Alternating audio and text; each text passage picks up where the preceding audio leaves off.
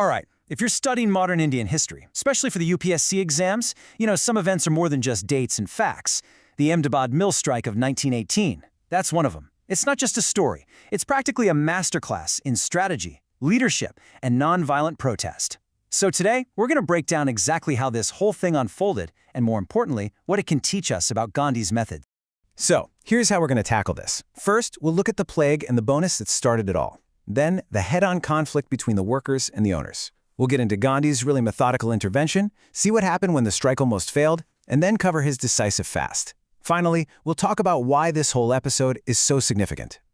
Okay, so what was the spark that lit this fire? It's fascinating, really, because this whole thing didn't start with a typical fight over wages. The real root cause? A deadly public health crisis that completely upended the industrial heart of Ahmedabad. Look at how quickly this timeline unfolds. It's wild. In August 1917, a horrific plague sweeps through the city. To stop their entire workforce from fleeing, the mill owners introduced something called a plague bonus. Fast forward to January 1918, the plague is over, and boom, they take the bonus away.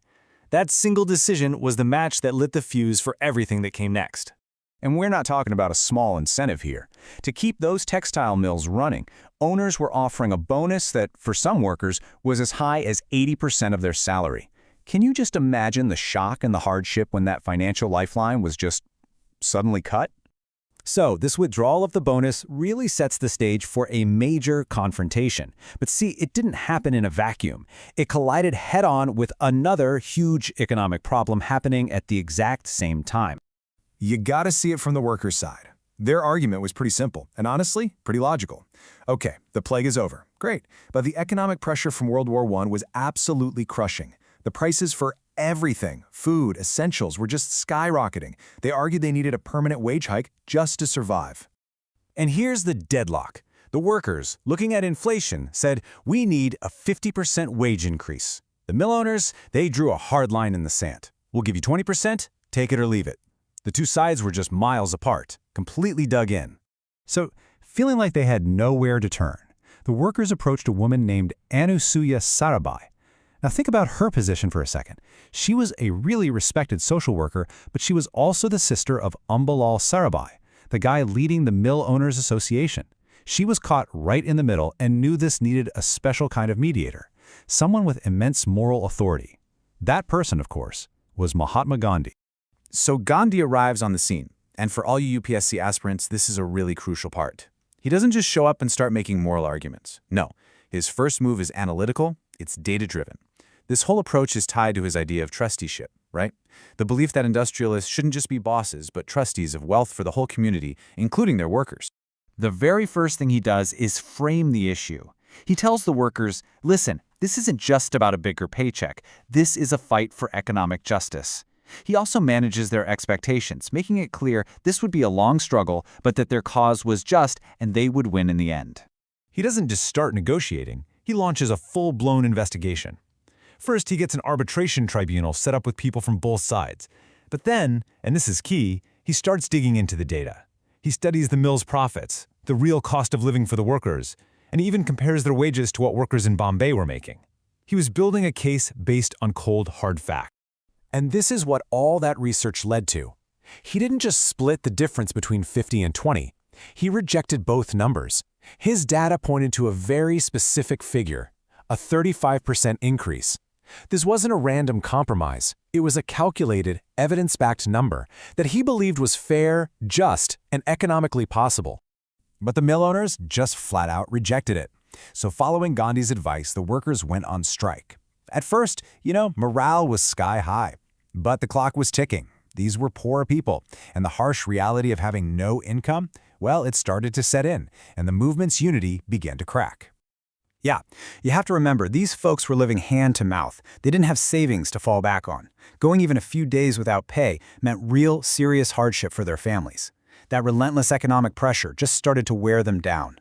And this was the absolute lowest point of the whole struggle.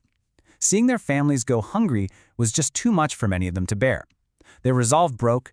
They started trickling back to the mills, accepting the owner's original 20% offer. It really looked like the entire movement was collapsing. So the strike is failing. His followers are demoralized. Gandhi knows he has to do something dramatic.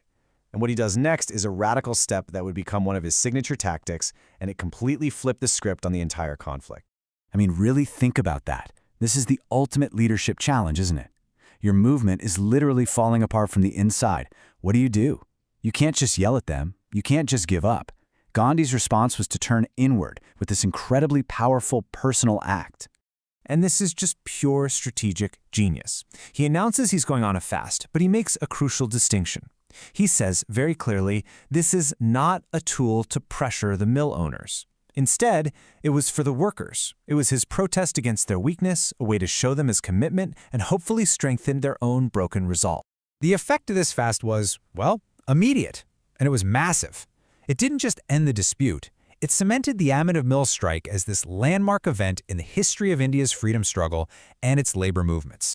It was like an electric shock. The workers who had gone back to the mills were so moved, so ashamed, they immediately rejoined the strike. And the mill owners, now facing a newly unified front and just intense moral pressure, they caved. The fast only lasted 3 days before they agreed to the 35% wage hike. Okay, let's nail down the key takeaways, especially for your exams. 1, this was the very first time Gandhi used a hunger strike in a public cause. 2, it established his signature method, data-driven investigation followed by principled, non-violent action. 3, it cemented his leadership with the working class. 4, it was a real-world example of his trusteeship idea. And finally, and maybe most importantly, it showed a strategy that wasn't about pressuring the opponent, but about inspiring your own side. And that's really the question this whole event leaves us with, isn't it? The Ahmedabad Mill Strike was so much more than a fight over wages.